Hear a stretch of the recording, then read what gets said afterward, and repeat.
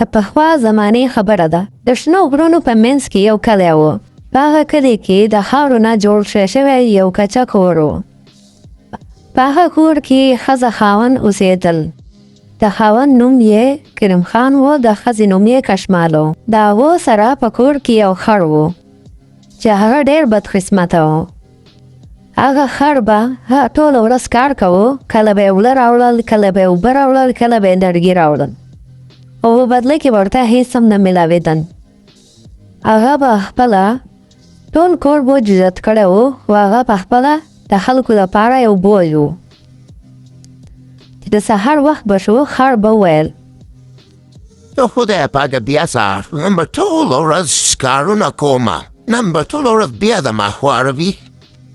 کریم خان په غوسه کې د کور نه راووتل او خر ته یې وویل: پاسه خره، دونه ارامونه بس دی، نن به ټوله ورځ کار کې 50 کیلو اوړه به راوړې، اوبه به راوړې او بیا به لرګي راوړې، زر کوه، پاسه خره. خر په زړه کې اسویلی وکړو او ویې ویل: 50 کیلو اوړه او بیا لرګي او بیا اوبه او په خوراکي به هېڅ هم نه میلاویږي. تشواها او آرام زارلا. یا الله، ما څه ظلم کړی چې تا زما د داسې ظالم مالک راکړی دی. په خر باندې بوج پروت و او روان و. په لاره یې تندک وخوړه او وړه ترې ټول وغورځېده.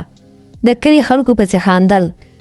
یو پکې وویل: ها کریم خانه، دا دې څه بدقسمته خر دی، دا خر بیا راوتاو شو، دا خر نه دی، دا خو د بدقسمتۍ غر دی.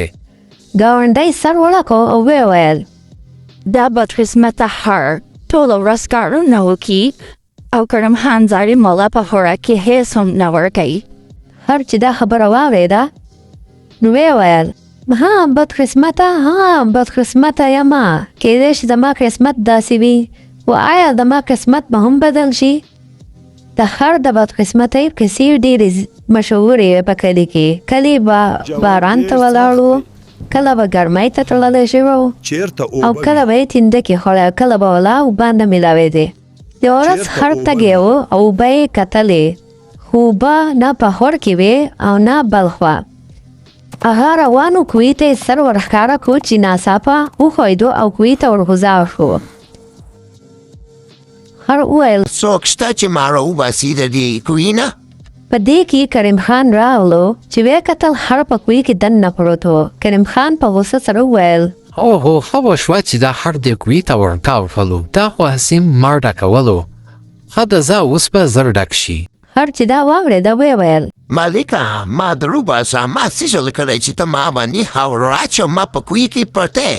کریم خان د خر ونه منل او بیلچې راواسته او کوهي ته یې خاورې وغورځولې. د کلي خلکو کریم خان ته وویل: کریم خانه، دا ته څه کوې؟ لاندې ورته خر ورغوځار شو. کریم خان په بېړه وویل: دا خر اوس زوړ شوی دی، دا هېڅ د کار نه دی. ما کولو پرېږده چې دواړه کارونه په یو ځای وکړم. خو خر داسې کار وکړو چې چا سوچ هم نه و کړی. د دې زینه د خر مخه روانه شوله. بره نه به کریم خان خاوره راچوله او د لاندې نه به خر چاپي کوله او ورو ورو به په بره تللو. دغه شان ورو ورو خر په بره راوختلو. خلکو دا وکتل، خلک حیرانه شول. کریم خان چې دا وکتل حیرانه شولو او ویې ویل: دا څنګه چلو شولو؟ ماښام شو، کریم خان ښځې ځای جارو کولو. کریم خان ته وویل: کریم خانه، سبا بازار ته لاړ شه او دا خر خرڅ که، د دې نه ځان خلاص که، په بدله کې یو قچر واخله. کریم خان د خپلې ښځې نه ډېر زیات تېرېدو او ویې ویل: کټ ته ځي، سبا له به هم داسې وکړمه.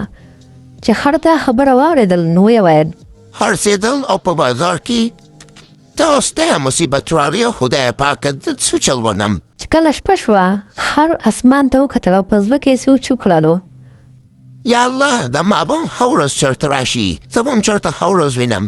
چې کله سهار شولو، کریم خان خر بازار طرف ته روان کړلو او بازار کې ودرو، خو دا خر هیڅ چا هم نه ویستلو. څه وخت پس یو ګاک راغللو او ویې ویل: دا خو کمزوری، دا خو وړوکو ډانچه ده، دې باندې به زه څه کوم؟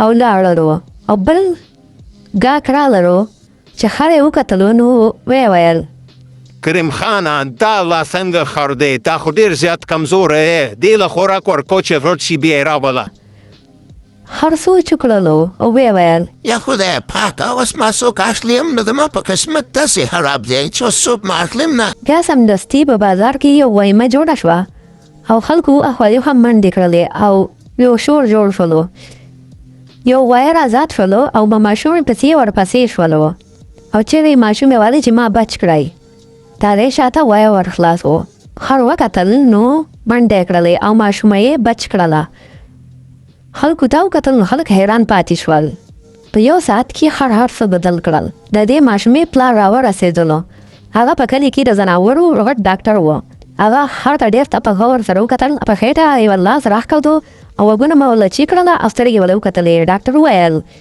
دا خر کاته له کوم ځای نه میلاو شو کریم خانه کریم خان وویل دا خر ما 15 کاله مخکې په یو میله کې اخیستی و ولې ډاکټر صاحب دې کیسه څنګه چللی ډاکټر وویل کریم خانه دا هر چې دی دا ډېر قیمتي هر دی ځکه چې د دې نسل اوس ورو ورو ختمېدو والی دی دا ډېر قیمتي هر دی د دې قیمت کم از کم 10 لک روپۍ دی کریم خان چې دا واورېدل نو هغه حیرانه شو پر ډاکټر صاحب د جب نه ډایره راوویستله او ویې کتله او کریم خان ته وویل کریم خانه دا خر چرته و دا خر خو زما دی دا خر زما نه 15 کاله مخکې ورک شوی و دا خو زما خر دی د خر په سترګو کې اوښکې رالې د ډاکټر په سترګو کې هم اوښکې رالې او ماشومه ورته هم نږدې شوه او د خر نه یې غاړۍ واخیستله او ډاکټر وویل تا باندې خو ډېر تکلیفونه به نه تېر شوي که نه خر په زړه کې سوچ وکړل او ویې ویل ډاکټر صاحب تا ته څه پته را 15 کالو کې ما ته کوم تکلیفونه تېر کړي دي وهل ټکول ذلت تکلیفونه خو شکر رضا په یوه لمحه کې کریم خان د هغه ښځه ډېر پښېمانه و